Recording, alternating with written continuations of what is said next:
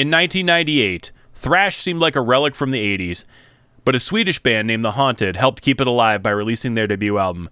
I'm Rex from the Heavy Metal Hangover, and I'm here to rank all the Haunted studio albums.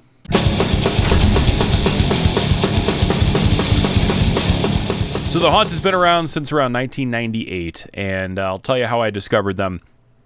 My friend Duff and I were running the metal show for our local college radio station, and the previous person running the show had a bin of CDs. Now, these were CDs that either he didn't have time to listen to, the labels weren't pushing, they didn't quite fit into the format, whatever. So the first thing Duff and I did was we dug through this bin. I found a lot of great bands there. Cryptopsy was one I found in there. Again, this is, the year 1999, 2000, before Spotify, before Apple Music, where you could just go find stuff. Like, this was like a treasure trove for us. So I found an album by a band called The Haunted. I put it on and I was immediately blown away. I wanted to know if there was more. There wasn't at the time. But shortly thereafter, an album called Made Me Do It came out. And after that album came out, I was completely hooked. But right now, I'm here to rank their studio albums. Now, again, as with all rankings we do here on the show, these are my opinion. I'm not taking a dump on your favorite album. I am not saying that if your favorite album is one that I don't particularly like, it's a bad album. We always just say at this show, we're just not into it, or it's not our thing, and that's totally fine. But I do want to hear your opinion. So if you disagree with what I'm saying, or if you don't agree with my rankings, I'd like to hear where you would move stuff around on this list. So drop it on the comments. But in the meantime, let's get right to it. So the first album by The Haunted, it's a classic. It's got Peter Dolving was a singer at the time, and it's I'm gonna rank it up here actually at S tier. It's Hate Song's great, Chokehold's great. I mean, it's just amazing. It's got that raw kind of sound to it that I really like, and I kind of miss from older thrash metal albums. Anyway, so next we're going to do Made Me Do It, also another S-tier album. It's another one of those albums where Leech is amazing. Of course, Bury Your Dead, Dark Intentions, Hallowed Ground. It's just, it's a stacked album. They replaced Peter Dolving with Marco Aro, whom, in my opinion, is my favorite singer for The Haunted. Not to take anything away from Peter, but Marco, in my opinion, I always felt like he fit the band a little bit better, at least when they were going in this direction. Next album we're going to have is One Kill Wonder. I'm going to drop that in. It's really hard not to put it on S tier, but God Puppet, S Head, to not drop the S bomb on there. Two awesome songs. Again, it's an album it reminds me a lot of Made Me Do It. I don't feel like they took a step back on One Kill Wonder. It was one of those things where when you release an album that's as amazing as Made Me Do It, it's kind of just whatever you do, unless you just completely blow it out of the water, is just going to be a step. I don't want to say a step down or even a step back, but it's just going to be. It was just hard. I don't know. Again, personal opinion. Made Me Do It stands way out. Revolver, I've got some mixed feelings on. I'm going to drop Revolver on a C tier.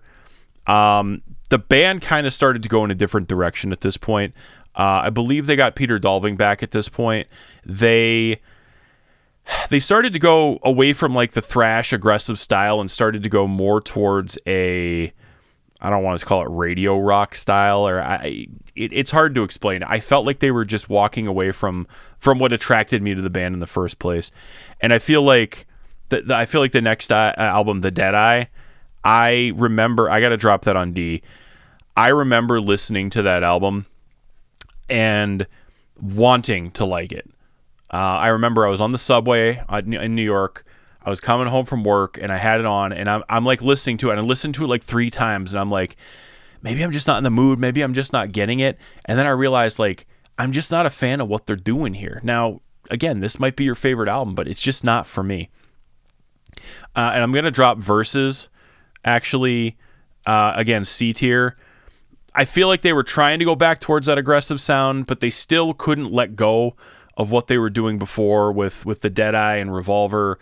Again, Versus isn't a bad album, but it's just, I don't know, it's mid. Unseen, again, I'm going to drop on D tier. again, I feel like they went backwards. They did the Deadeye, they went with verses, and they're like, well, let's try this again, and then they were like, okay, well, now that we did that again, let's go back to the stuff we did in the Deadeye, and it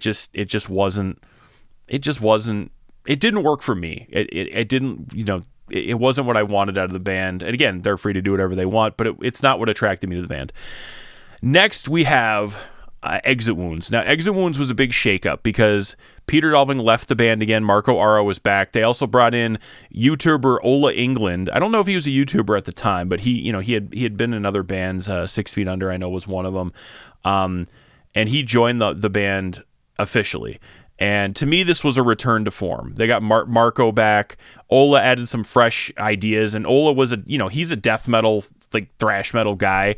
So I feel like I don't know if he helped push the band or if it was just like a coincidence, but I got to drop Exit Wounds up here again on A tier. And I just really like that album. Strength in Numbers was one of those albums where after Exit Wounds, it was the same thing as before. Like, I don't know how they're going to do better than Exit Wounds, unless they just completely slam it out of the park and out to Make Me Do It. But overall, I kind of felt like Strength in Numbers was okay. Like, it wasn't bad. It was better than Revolver, but not quite as good as Exit Wounds, which means it's going to slide right here at a B tier. Now their new album, it just came out this last year, Songs of Last Resort. I had to look that up. I almost said Songs of something else, but I hate ranking albums from the new years. Why? Because it's new.